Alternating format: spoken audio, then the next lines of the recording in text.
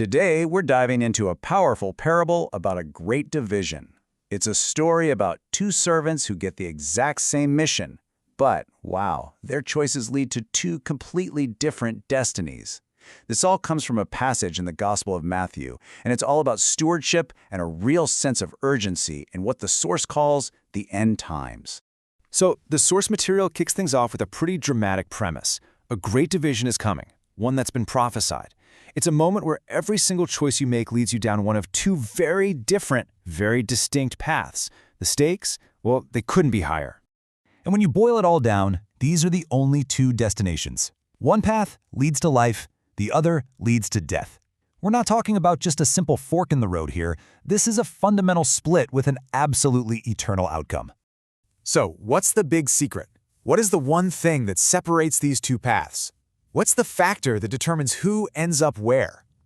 Well, according to the source, the whole answer is found in how two different servants handle the exact same mission. Okay, let's get into it. The mission itself sounds pretty straightforward, right? A master trusts his servants to take care of his household while he's gone. But, as we're about to see, the way they approach this one single task, well, it changes everything. The source is really clear here. This isn't some random falling out. Nope. It's a foretold division, a split that happens right inside the church itself, and it results in two completely different kinds of spiritual communities. And these two groups get very specific labels. On one side, you have the Church on Truth, which, as the name suggests, stands firmly on divine teaching.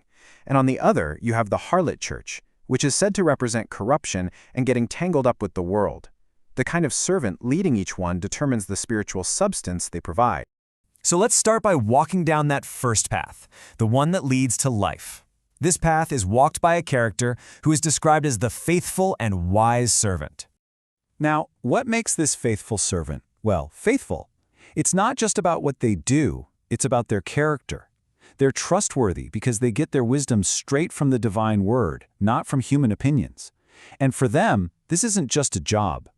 The source makes a huge point about their genuine love for the flock, seeing themselves as a steward, not an owner. And that love translates directly into what they provide. The source calls it the food of life, or in Korean, sangmongi kol.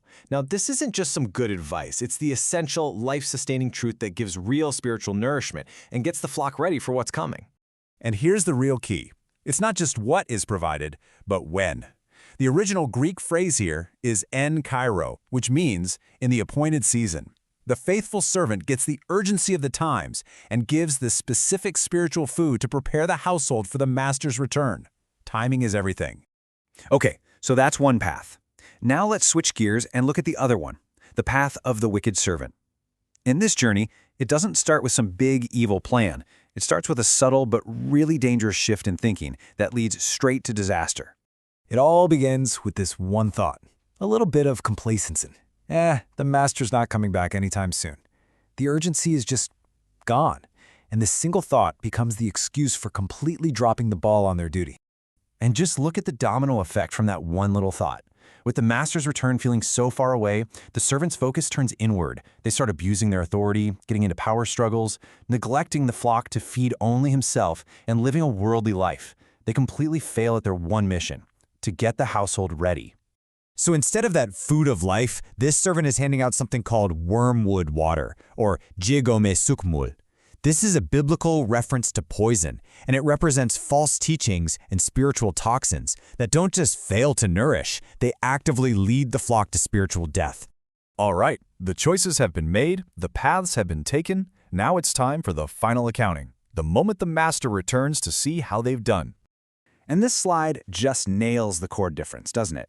One servant lives in this state of constant, active anticipation. The other one, they're just operating on an assumption of delay.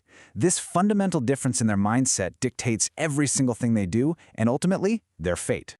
This table really breaks it all down for us. The faithful servant from the Church on Truth gets their flock ready and is rewarded by sharing in the master's joy and glory. But the wicked servant from the Harlot Church essentially poisons their flock, and for that, they face what the source calls severe tribulation and judgment. So you might be thinking, okay, interesting old story, but why does it matter to me right now? Well, the source argues this isn't just a story. It's a practical, urgent manual for spiritual leaders today on how to protect their own flocks. Let's break down that strategy. The source gives us a 4-step defense against falling into that wicked servant's path. First, feed. You have to consistently supply that food of life at the right time. Second, seek. To avoid corruption, get your wisdom straight from the Word, not from human ideas. Third, love. To fight against abuse, you've got to care for the flock with the heart of a steward, not an owner. And finally, prepare. To beat complacency, you have to stay spiritually awake, actively getting everyone ready for the Master's return. And this is the final, powerful thought we're left with. The core message is that there's simply no time for the kind of complacency that wicked servant had. The Master's return is a sure thing, but its timing is a surprise. So being prepared has to be a constant state of being. And all of this brings us to one final really challenging question. In any area of our lives where we have influence, what are we feeding the people who listen to us?